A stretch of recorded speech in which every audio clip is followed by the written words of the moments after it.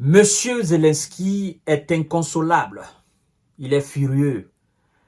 Ah oui, on fait tout possible pour le maîtriser, mais sincèrement, il est dans une confusion totale. Mais ce n'est pas une confusion. En fait, c'est leur habitude.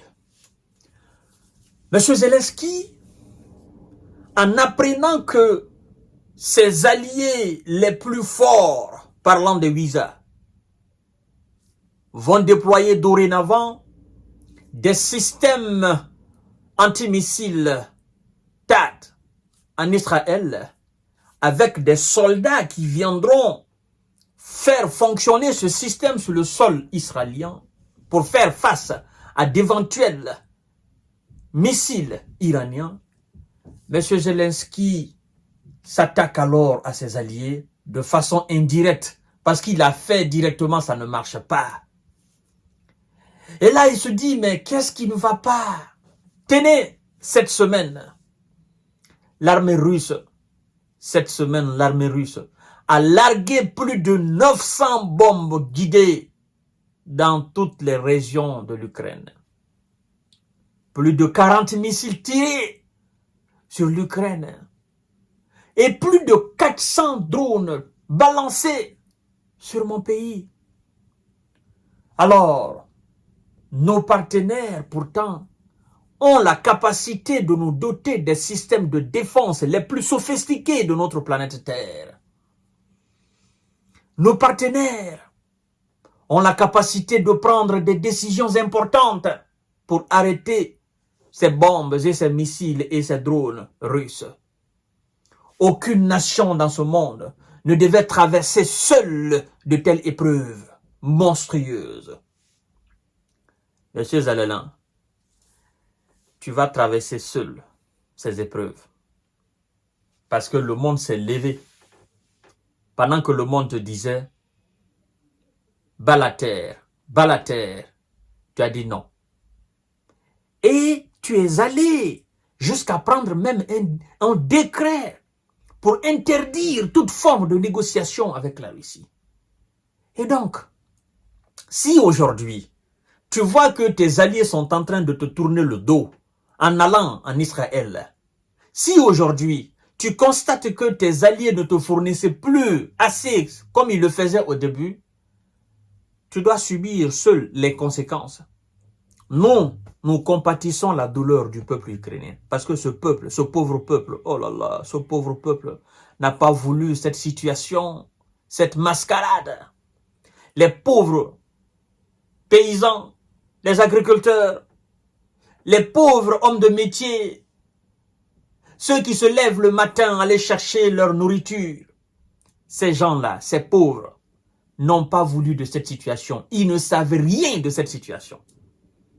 Nous, les peuples du monde, nous compatissons à leur douleur et à leur souffrance. Mais en ce qui concerne les dirigeants de l'Ukraine, nous n'avons aucune compassion à éprouver. Parce que nous les avons tellement conseillés qu'ils n'ont pas compris. Nous sommes avec le peuple ukrainien, mais nous ne sommes pas avec les dirigeants de l'Ukraine. C'est ça, peuple ukrainien, nous sommes avec vous. Parce que nous savons que vous êtes pris en otage par une bande d'incapables. 900 bombes guidées, larguées cette semaine en Ukraine, selon M. Zelensky. L'armée russe a largué 900 bombes guidées tirées, plus de 40 missiles et lancé plus de 400 drones d'attaque au cours de la semaine écoulée, selon le président M. Zelensky. Et de continuer, aucune nation ne devrait traverser seule de telles épreuves.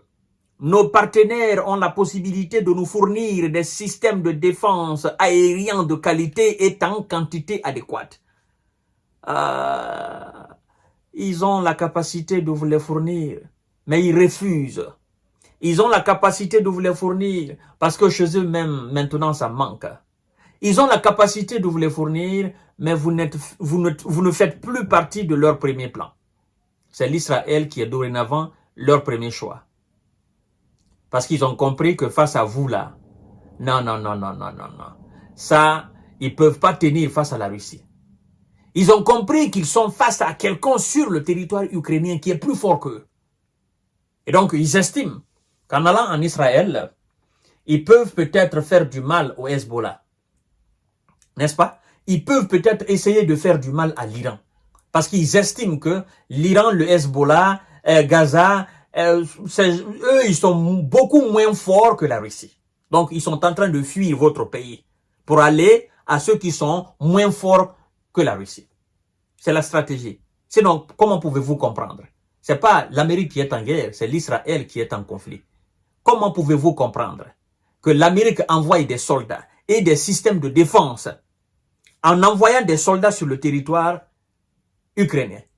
Et qu'est-ce qui empêche les Américains d'envoyer des soldats américains sur le sol ukrainien pour aller aider davantage les soldats ukrainiens? Qu'est-ce qui les empêche?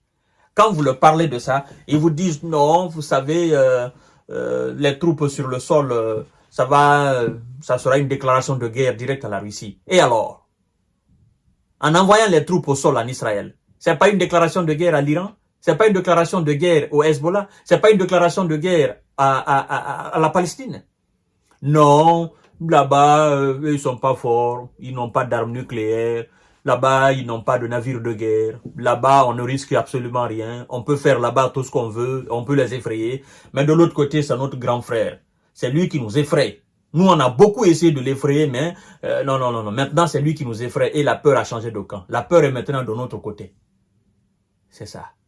D'un côté, on a peur du déclenchement de la troisième guerre mondiale. Et de l'autre côté, on se dit, quel que soit peu d'X, quand même, la probabilité pour qu'il y ait déclenchement de troisième guerre mondiale, cette probabilité, elle est faible. Quand même, la probabilité d'un embrasement total de la région de l'Orient, cette probabilité, elle est forte. Mais ça ne sera pas déclenchement de troisième guerre mondiale. Voilà, monsieur Zelelan, les raisons pour lesquelles vos alliés ne peuvent pas, ils peuvent pas répondre à vos appels et à vos cris de cœur. Vous allez lire l'heure. Aucune nation ne devait traverser seule de telles épreuves. Nos partenaires ont la possibilité de fournir des systèmes de défense aériens de qualité et en quantité adéquate, de prendre des décisions concernant notre capacité à longue portée et d'assurer la livraison en temps opportun. L'aide militaire en faveur de nos soldats, a écrit M. Zelelan, chef de l'État, chef de marmaille, chef de manipulation, effectivement, de l'Ukraine. En fait, le gars, il s'est assis dans sa chancellerie, c'est-à-dire au palais présidentiel ukrainien. Il a fait une nuit blanche. Il a tellement réfléchi et au final, il a tiré la conclusion comme quoi c'est terminé. Les Américains ont fui, c'est fini. C'est terminé. Ils ne viendront plus, c'est terminé. Ils ont trouvé un point de chute. Ce qu'ils ont fait en Irak, ce qu'ils ont fait en Afghanistan, en trouvant un prétexte pour fuir ces pays, c'est ce qu'ils sont en train de faire là chez nous, ici en Ukraine. Et donc, c'est terminé pour nous.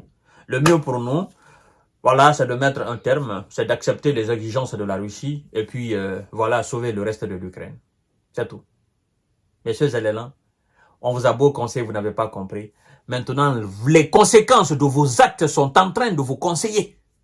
C'est ça la vérité. Je vous donne rendez-vous tout à l'heure pour notre série d'informations décortiquage. Partagez la vidéo dans tous les groupes possibles. Abonnez-vous sur ma chaîne YouTube KantéJ Visionnaire le vrai et activez la cloche de notification pour ne plus rater mes émissions. Merci.